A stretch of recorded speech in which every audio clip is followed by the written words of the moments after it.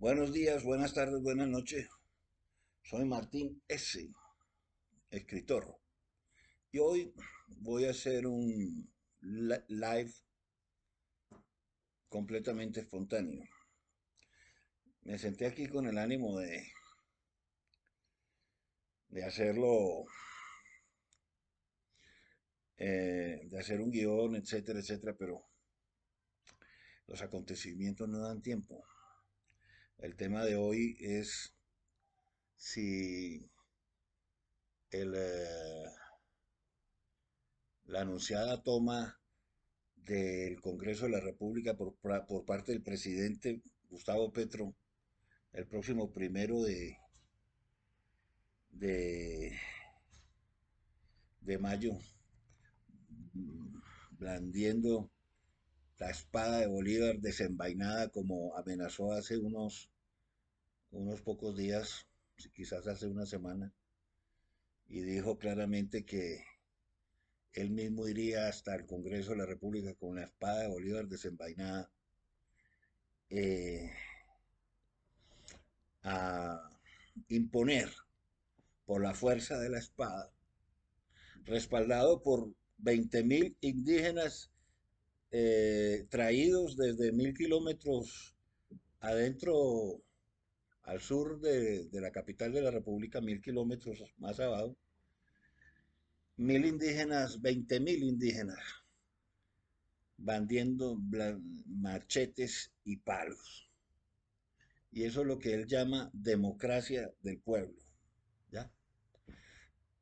Cogen y se toman o arrinconen eh, cual piratas filibusteros de la época de Morgan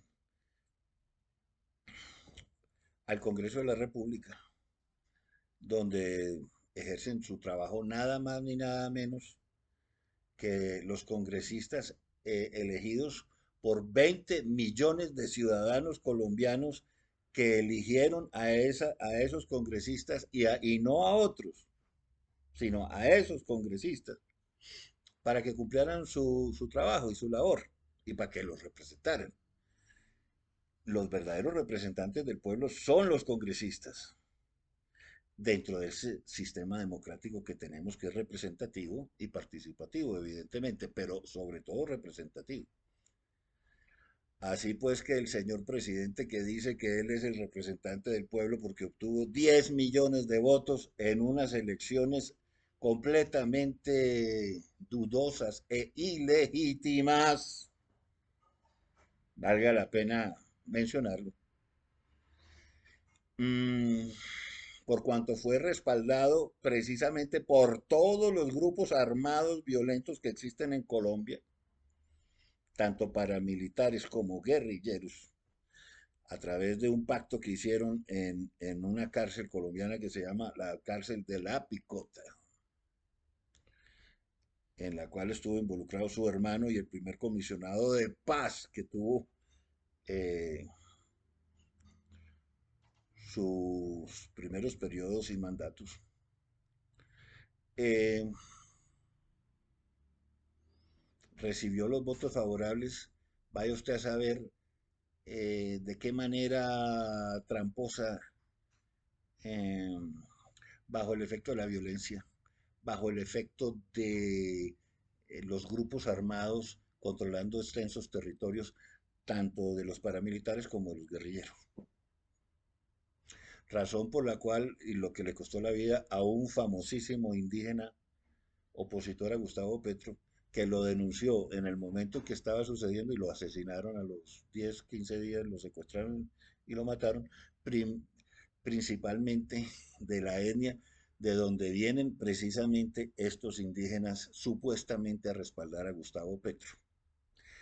Eh, y uno se pregunta, la primera pregunta que uno se hace es, estos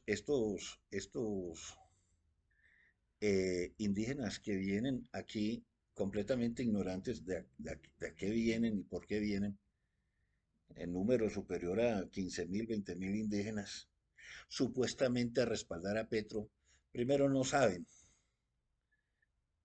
son ignorantes absolutos de qué es lo que vienen a hacer. Pero segundo, ellos tienen una jurisdicción especial completamente diferente a la jurisdicción colombiana del resto de habitantes, lo cual viene siendo algo bastante discriminatorio porque ellos no se les aplica la ley como dicen los derechos humanos, igualdad ante la ley, no, ellos tienen unas leyes especiales en materia de salud, de vivienda, de educación, eh, de seguridad, etcétera. Y eso los hace bastante eh, privilegiados. Además que ellos son los dueños más o menos del 30% del territorio nacional eh, en forma conjunta. Las comunidades indígenas y los resguardos indígenas le pertenecen a a todas las etnias indígenas. Son los más grandes terratenientes de la República de Colombia, por encima de todos los blanquitos ricos juntos que tienen tierras. Lo demás son tierras baldías pertenecientes al Estado. Pero la pregunta sería, además de estos pobres indígenas, ¿sí serán ellos unos marchantes eh, pacíficos que vienen armados de palos y de machetes? Óigase bien si esto es una marcha pacífica. Pero adicionalmente, ¿sí serán marchantes espontáneos? ¿Vendrán espontáneamente por gusto propio o serán simple y llanamente un grupo de desplazados forzados? Sabido es que ellos viven precisamente en el Cauca, en las tierras del Caucanas, donde dominan las FARC, el ELN y todas las guerrillas, que adicionalmente manejan y controlan todo el narcotráfico de Colombia, las, los cultivos ilícitos de drogas, tanto coca como marihuana y amapola. Y ellos están en territorios olvidados donde no entra el ejército, y mucho menos en el gobierno de Gustavo Petro, que además de desmantelar al ejército, le ha dado toda clase de ventajas a los llamados gestores de paz que están asesinando policías y están asesinando soldados todas las semanas, y el hombre cruzado de brazos, desatendiendo su mandato, su juramento inicial y las obligaciones que tiene como comandante en jefe de darle todas las herramientas al ejército de Colombia para que se defienda. Es un ejército fundado por Simón Bolívar y por Santander, y por Maza, y por Sucre, y por Córdoba. Es un ejército con un inmenso prestigio civilista, de respeto a la Constitución y a los diferentes presidentes de la República. De lleno, el Ejército Nacional Colombiano, que es tan querido y amado por el pueblo colombiano, con una favorabilidad superior al 80%, casi al 90%, en su mejor momento, eh, antes de la campaña de desprestigio tan bárbara que ha hecho la izquierda, tergiversando la historia como es común en ellos y transformando la realidad en otra cosa. Eh, este ejército ha defendido la democracia colombiana, que ha sido la más civilista de los últimos 150 años, con excepción única de un general de la República que, curiosamente, Gustavo Rojas Pinilla, que se tomó el poder por allá en el año 53 y duró hasta el 57, eh, de corte peronista, es decir, nacional socialista, que no adivinan a, de, a quién admiraban en Alemania y en Italia, para que vayan viendo ustedes. Y curiosamente, cuando ese señor perdió las elecciones en 1970, surgió el, el, eh, el, eh, el grupo terrorista, narcoterrorista del M-19, del cual ha sido y ha formado eh, eh, sus filas y ha colaborado con este ejército subversivo narcoterrorista y guerrillero, el señor Gustavo Petro Urrego, quien estuvo en sus filas durante 14 años seguidos y continuos. Óigase bien, como si no se hubiera dado cuenta que se dedicaban los más de 600 muertos, los más de 1000 secuestrados, los más de, los más de atroces actos contra, contra, contra los derechos humanos, unos violadores, incluido el señor Petro, criminales de guerra, cómo fueron condenados por un juez de la República por los hechos del Palacio de Justicia, precisamente en en 1985, cuando se tomaron a sangre y fuego el Palacio de Justicia. Y antes que eso, cuando se habían tomado la Embajada de República Dominicana, donde habían secuestrado como a 16 embajadores, entre ellos a el embajador Asensio de, de, de los Estados Unidos de América, crimen por el cual no ha pagado aún el señor Petro y deberían ponerlo en la mira. Eh, de todo esto hubo una condena por un juez eh, en primera instancia que los condenaron por crímenes de guerra a la plana mayor del M-19, entre los cuales estaba Gustavo Petro Urrego, que fue condenado y sentenciado por criminal de guerra, y podemos afirmar sin el temor a equivocarnos que ha sido y siempre fue y siempre será un criminal de guerra, porque los crímenes de guerra nunca prescriben, jamás prescriben, de acuerdo al derecho internacional humanitario. No es sino investigar eh, los acontecimientos que ahí están, todos son probados. Sobre este tema habló en una entrevista a Claudia Gurizati hace unos años el coronel, ahora no se me escapa el apellido, el coronel Vega, creo que es, sí, y el hombre manifestó con el número del proceso y la sentencia y todo, y hubo una primera plana del diario El Espectador donde salen todos fotografiados, inclusive Petro. Condenados, es una condena, una sentencia condenatoria por un juez de la República. Entonces, ¿qué pasó con eso? Que lo dejaron así abierto. Nunca fue cumplido. Pero ¿qué es lo que yo sostengo y siempre hemos sostenido nosotros? Que los criminales siguen siendo criminales, que los asesinos siguen siendo asesinos. ¿Por qué? Porque como no existen los ex asesinados, tampoco existen los ex asesinos. Hay una cosa que siempre menciono yo en mis escritos y es que hay un tal Bondi, apellido Bondi en los Estados Unidos, y hay otro que se llama de apellido eh, Mason, Manson, Charles Manson, que fueron los peores asesinos seriales del planeta y murieron bien sea ejecutados por pena de muerte o bien sea de viejos por cadena perpetua. Y esa gente la apresaron por allá en los años 70 y no volvieron a cometer crímenes nunca jamás en las cárceles donde estaban presos. Jamás. Entonces, ¿qué? ¿Dejaron de ser asesinos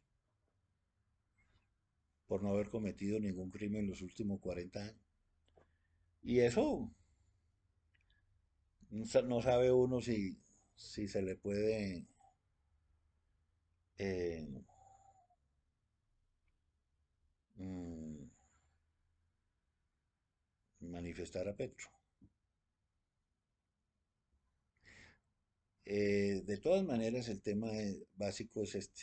El hombre llamó, dijo, yo iré con la espada de Bolívar desenvainada. Eso es una amenaza. Ese es un grito de guerra. Todo el mundo comprende y todo el mundo entiende que si a usted le vienen a exigir algo con una espada en la mano, eh,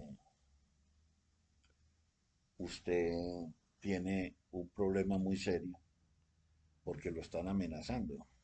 Pero si detrás de usted vienen 20.000 indígenas, vaya a saber usted si vienen obligados o si vienen comprados o vienen prepagados. eh, con machetes y palos, pues hombre, eso es una insubordinación, esa es una rebelión, una revolución armada. De manera pues que este señor está incitando a la guerra, este señor que ya se tomó el Palacio de Justicia y ya se tomó la Embajada de República Dominicana, está incitando a que se tomen el Palacio, el Congreso de la República, tal cual se lo dijo Pablo Escobar a los jefes del M-19 en 1985 y les dio $2 millones para que hicieran esa toma, para que quemaran los archivos y para que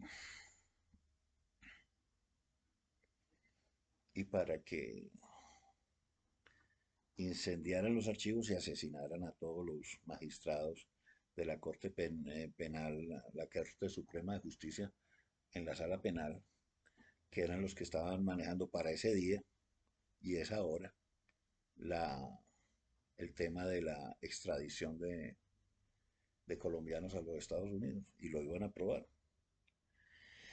De manera, mis queridos amigos, que este hombre ya tiene mucha experiencia en ese arte de, de estar tomándose palacios y de estarse tomando embajadas, aunque él diga que es que estaba preso en los momentos en los que, en los que se hizo la toma, lo cual no, pues, o sea, eso es insultar la inteligencia de los colombianos porque una toma guerrillera de ese calibre se tuvo que desarrollar cuando menos en año y medio, 2 años.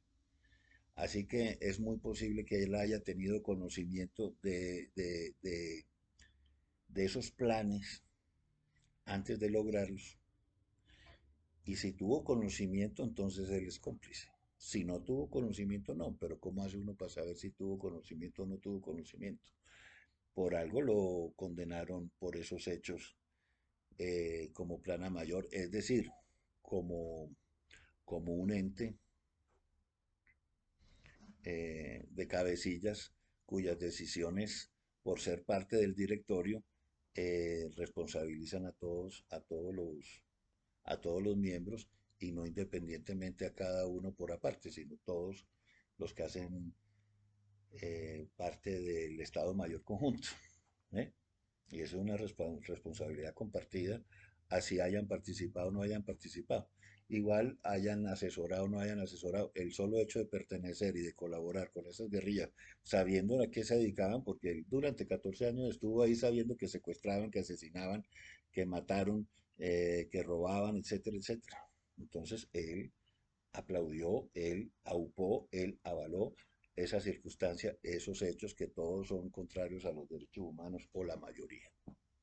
Hechos delictivos más allá de los simples hechos de rebelión, asonada y ese tipo de cosas, que es una cosa muy simple.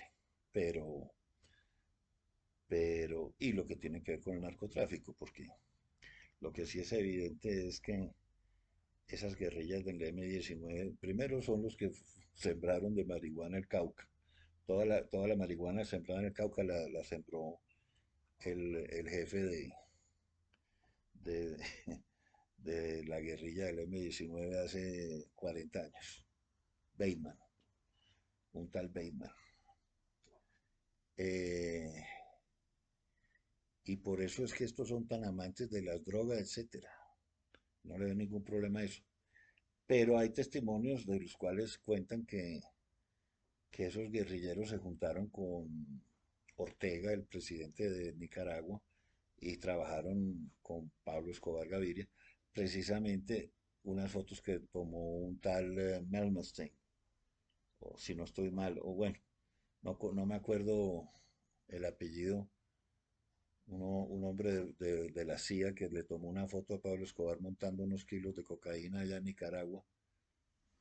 Ese es gracias a la asociación con el M-19, que era, que era full amigo de los sandinistas.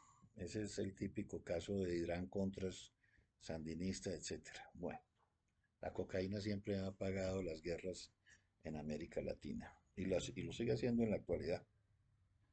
Entonces, yendo al punto de hoy, ¿qué pidió el presidente de la República? Pidió que un grupo de personas que a él supuestamente lo respaldan vayan al Congreso, yendo en contra del Código Civil colombiano, que es una copia exacta del Código Civil napoleónico.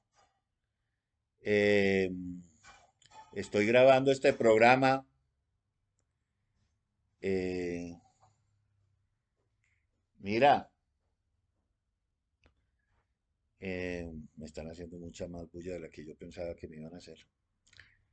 Eh, entonces, el Código Civil colombiano es la copia fiel y exacta del Código Civil napoleónico, que es un código hecho por unas lumbreras de tipo en el mejor momento, en la cúspide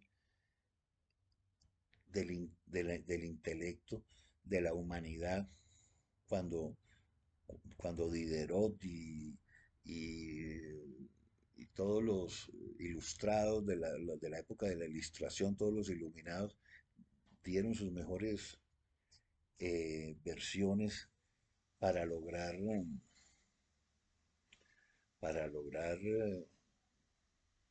inventarse lo que es la democracia.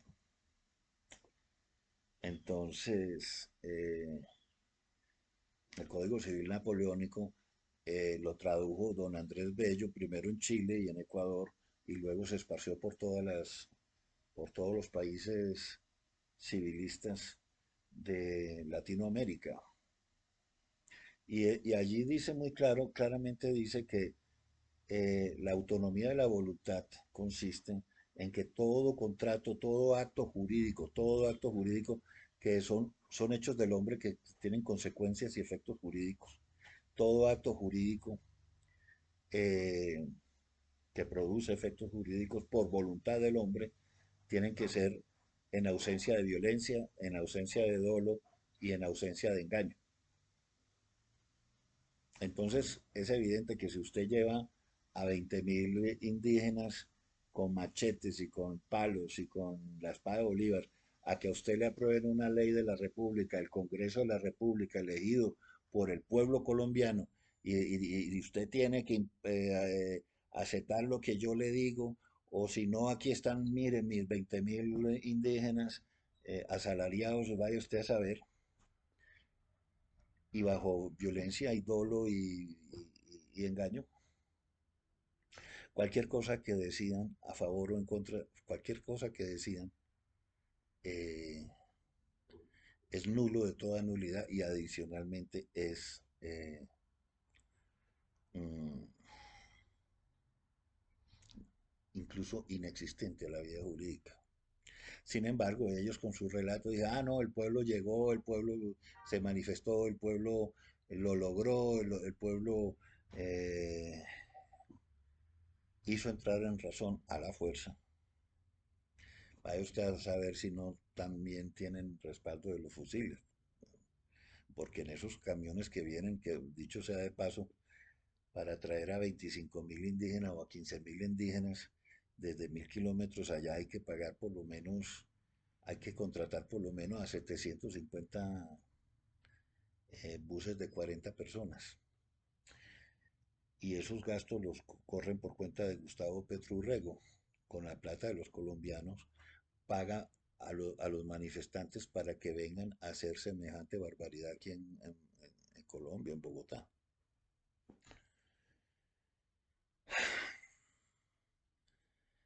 Qué tristeza, es un hombre muy tóxico, muy dañino y muy conchudo, muy, ¿cómo se dice la palabra? Muy descarado. Eso cuesta los miles de millones de pesos que usted quiera porque solo en traer a 15.000 personas en un bus por tierra, 1.000 kilómetros por tierra, y 3 o 4 o 5 días que tiene que alimentar a 15.000 personas y darles unos viáticos porque eso también les pagan, eso cuesta una millonada. Pero eso también, eso demuestra pues en primer lugar demuestra el descaro de un hombre absolutamente enajenado mental que no respeta absolutamente nada, no respeta el erario público. Mientras tanto, y esos son los costos en los cuales él incurre, mientras tanto tiene sin medicinas a los viejitos, tiene sin pagar por 6 o 7 meses a las EPS, a las clínicas, a los hospitales que ya están cerrando porque ya no atienden a nadie. Curiosamente, los indígenas no hacen parte del sistema de salud colombiano, no hacen parte del sistema, no trabajan en Colombia, no tienen ningún sistema laboral y tampoco tienen ningún sistema pensional y entonces uno dice, ¿y por qué vienen 20.000 personas sin vergüenzas con palo y machete a pelear por algo que no los perjudica, ni los favorece, ni los perjudica en absolutamente nada? No tiene nada que ver con hechos. Y uno se pregunta también hasta dónde llega lo que llaman la jurisdicción indígena, porque se supone que ellos son eh, autónomos dentro de sus resguardos, pero ¿cómo así que ellos van saliendo con su guardia indígena, una guardia indígena que se supone que es la policía de los indígenas, con unos palos de un material, eh, son unos palos de una resistencia superior a a la del acero? Entonces haga de cuenta que tiene una lanza que al golpear puede romperte el cráneo, el hueso, la cabeza, los dientes, las piernas, con un solo golpe. Es decir, de hecho, hace unos años hubo un desastroso accidente. Un señor trabajador, de, conductor de un camión de basura, a las 6 de la tarde, en esa hora gris en que no está muy claro si es de noche o si es de día y no se ve bien, se le atravesaron una familia indígena y desafortunadamente, muy lamentable el hecho, sin culpa y sin pretensión, sin dolo alguno, los atropelló y los mató. Creo que fue la mamá joven. Ustedes saben que las indígenas tienen hijos desde los 14 años, entonces digamos que tenía 20 años y tenía dos hijitos, por decir algo, una tragedia horripilante, horrible. Pero este tipo las atropelló en un accidente automovilístico sin ningún tipo de mala intención, o sea, estaba trabajando en un camión de esos que recoge basura, no tenía tragos encima, no estaba de fiesta, no estaba en exceso de velocidad, nada, se le atravesaron a las 6 de la tarde y no los vio y además la señora se atravesó por donde no debía atravesarse en el momento que no debía atravesarse y hubo este lamentable accidente. Y lo han cogido los indígenas, lo han matado a palo. Hecho comprobado. Hágame un favor y no haga bulla. Hágame un favor, no haga bulla. Estoy grabando. Estoy grabando. Por favor, no haga bulla. Me da pena con ustedes, pero no le dije a mi amiga querida que está haciendo bulla que no hiciera bulla. Bueno, Entonces, finalmente a este señor lo asesinaron en frente de todo el mundo a palos. Luego hubo una manifestación en la cual vinieron los indígenas y la misma que llaman Guardia Indígena. Entonces la primera pregunta es, ¿qué hace la Guardia Indígena fuera del resguardo indígena? ¿Por qué diablos se sustituye a la policía y al Ejército Nacional, que son los que tienen la obligación de cuidar la vida, la honra y los bienes de los ciudadanos en la jurisdicción colombiana, en el resto del país? Incluso dentro del resguardo indígena, cuando hay necesidad de entrar, pero por respeto uno no entra, cosa que ha valido precisamente para que los guerrilleros, los paramilitares, los narcotraficantes se apoderen de ese lugar. Entonces allá tienen controlado a la Guardia Indígena y a los que manejan a los indígenas.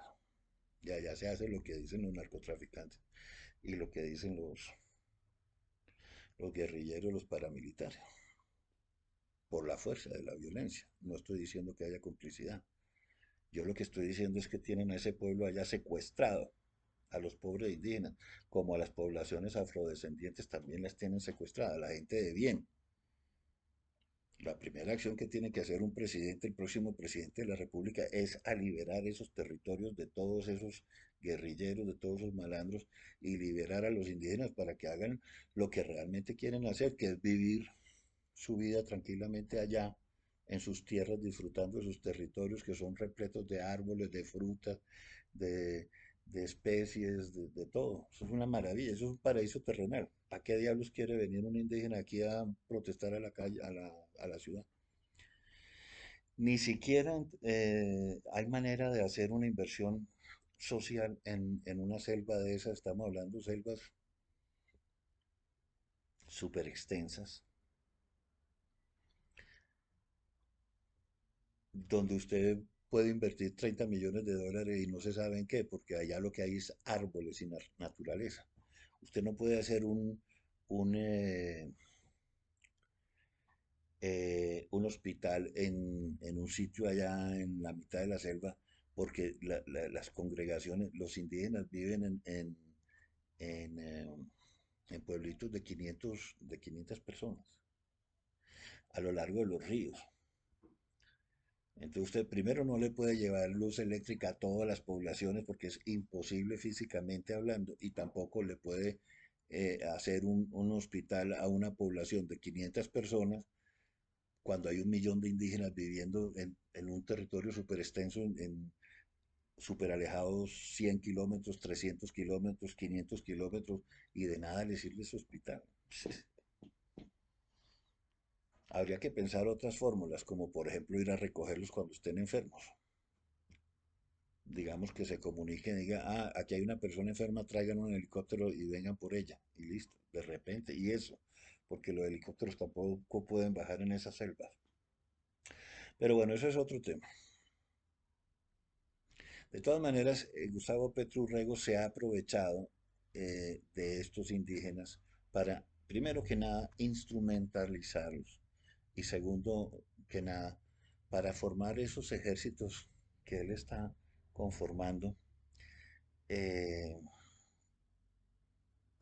y que yo pienso que es por ahí por donde se está gastando el dinero de los colombianos, porque él represa la cantidad de dinero que ya han recogido y no los invierte en los ministerios ni permite que se irrigue pues en los sitios que deberían, sino que él primero para sus propias elecciones entonces llega y dice, bueno, voy a darle dinero, primero burocracia, entonces aumento la nómina de gente inepta en, en, en, en los puertos y los cargos oficiales.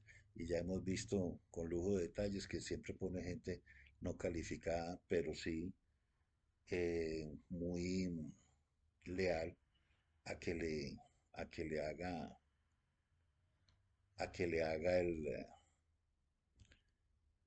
para que llenen espacio, para que ganen dinero y ahí los tienen una clientela política burocrática. Es lo primero que hacen todos estos gobiernos de la izquierda, una burocracia que supera el sector privado y simplemente es para tener una clientela política para que voten por ellos cada tanto tiempo en las elecciones, para que salgan a marchar, como ahora van a salir a marchar el 1 de mayo, que es el Día del Trabajo. Entonces, lo primero es que los están, en lo que a mí respecta, los tienen secuestrados. Segundo, los desplazan forzosamente porque ellos no se pueden negar. Dice, el señor Petro los necesita en Bogotá y ellos no les pueden decir a los guerrilleros que están ahí armados o a los jefes que reciben miles de millones de dólares y están súper prepagos, súper comprados. Y ellos no les pueden decir, no, yo no voy porque están en una situación lamentable de abandono y allá no entra ni el ejército ni la policía, entonces no tienen quien los cuide. Entonces, ¿qué padre de familia se puede negar a venir aquí o sea, entonces la pregunta ¿es una marcha espontánea? No lo creo. Es un desplazamiento forzado, eso es un crimen de guerra y de lesa humanidad, que debería ser investigado. Estos desplazamientos de indígenas tendrían que ser investigados por la Corte Penal Internacional o por la señora que vino hace 2 meses y se reunió con él en la casa de Nariño, a la cual le contó que él amaba al Tren de Aragua y que les parecía que todos debían recibir mucho amor, como los guerrilleros y los paramilitares a los cuales ellos la han nombrado gestores de paz y no han hecho sino asesinar, cometer masacres y, y tomarse los territorios con otro objetivo, que es ir a elecciones con todos los territorios tomados por los guerrilleros y por los paramilitares y toda la población civil bajo la amenaza de las armas y de los fusiles. Al final nadie puede votar legítimamente por quien le venga en gana, porque apenas gane alguien diferente al que diga Petro, entonces, o al que apoya a Petro, entonces va a haber retaliaciones violentas de desplazamientos y de toda clase de crímenes de lesa humanidad y vejámenes y malos tratos, etcétera. Eso ya es absolutamente comprobado que ha sucedido y sucede y seguirá sucediendo hasta que logremos cambiar a este individuo y a su recua de matones que solamente viven del miedo, de la intimidación, el miedo, la rabia, el odio, etcétera, etcétera, etcétera. Son los mismos bolcheviques de hace 120 años, de la Revolución de Octubre. Bueno, y lo último que quiero decir es que, ¿qué pasará? Bueno, hay varias preguntas que queremos hacer. ¿Cuánto vale desplazar estos 15.000 individuos? ¿Qué pasará si Gustavo Petro logra tomarse el Congreso, invadir el Congreso y quedarse en el Congreso los próximos 20, 30 días, o decir, hasta que a mí me aprueben lo que yo quiero? Curiosamente, él insiste, son dos cosas. Él insiste en que sus reformas sociales son supremamente importantes y maravillosas. Resulta que las reformas sociales que él propone lo único que hacen es explotar en mil pedazos el sistema de salud, el sistema de pensiones, eh, la legislación laboral y incluso los expertos dicen que si se aprueba este plan esta reforma laboral, se perderán entre 450.000 y 700.000 empleos. Óigase bien, empleos formales con todas las de la ley, con salarios, con seguridad social, con etcétera, etcétera, etcétera. Incluso el experto que hizo eso dentro del Banco de la República era uno de los expertos, era hijo del ministro de Hacienda de Gustavo Petro en ese momento, que es una contradicción la más grande del mundo. El papá haciendo la norma en contra de los trabajadores y el hijo diciendo que es una locura. Y es una locura, porque estas personas vienen es a destrozar, a volver añicos el sistema, el ordenamiento jurídico, la Constitución Nacional, que además ellos mismos hicieron, el M19 hizo la Constitución Nacional hace 40 años, en 1990. Eh, Vienen a destruir el sistema capitalista. Y eso es algo absolutamente reconocido a nivel mundial, porque lo reconoce Evo Morales, lo reconoce Rafael Correa, lo reconoce los hermanos Castro, Fidel y Raúl, y, y lo reconoce el mismo Petro. Esos están en contra del capital. De manera pues que, ¿qué pasará si este hombre se toma el Congreso de la República? ¿Cómo podrá responder la fuerza pública? O sea, los soldados y el policía. Y la pregunta es, si tendrán la fortaleza de hacer cumplir la Constitución Nacional en donde dice hay que respetar la vida, honra y bienes de los ciudadanos, hay que respetar la separación de poderes de las tres ramas públicas, ejecutivo, legislativo y judicial. Y eso contrariando las órdenes evidentemente subversivas, evidentemente insurrectas del presidente de la República, que lo que quiere es una rebelión, una guerra civil, es lo que está buscando este sinvergüenza.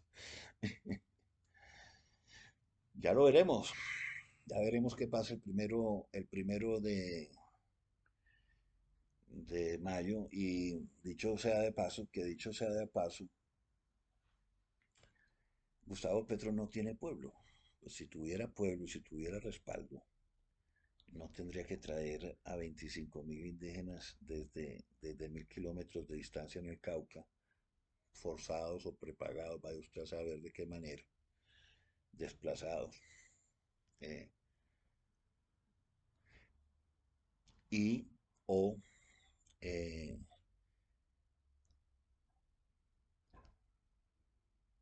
llenaría las plazas públicas, cosa que no hace a menos de que pague millones y millones. Es que no sabemos cuánto vale.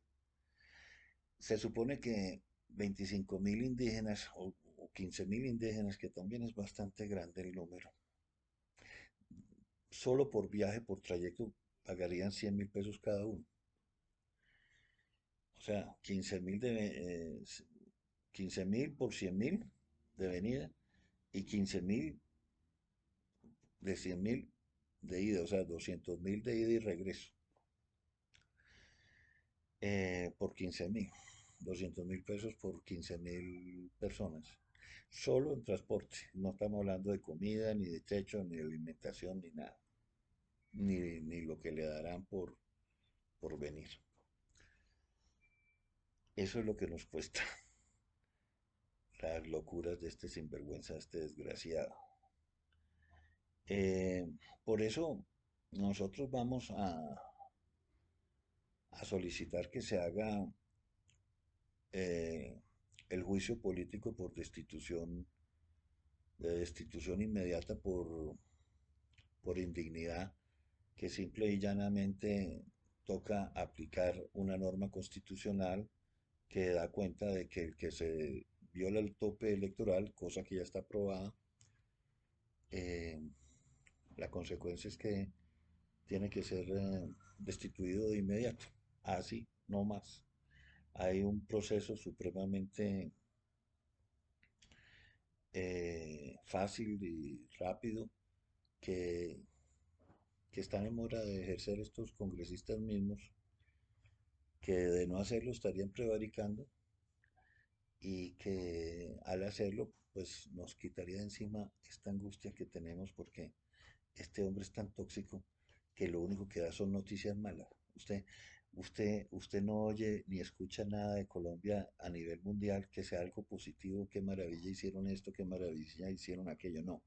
Usted siempre oye la rabia, el odio, la discusión, la pelea, la división, la polarización, los asesinatos de toda clase de personas, etcétera. Soy Martín S. Este es mi programa Martínez se opina. Ya veremos qué pasa en estos próximos días.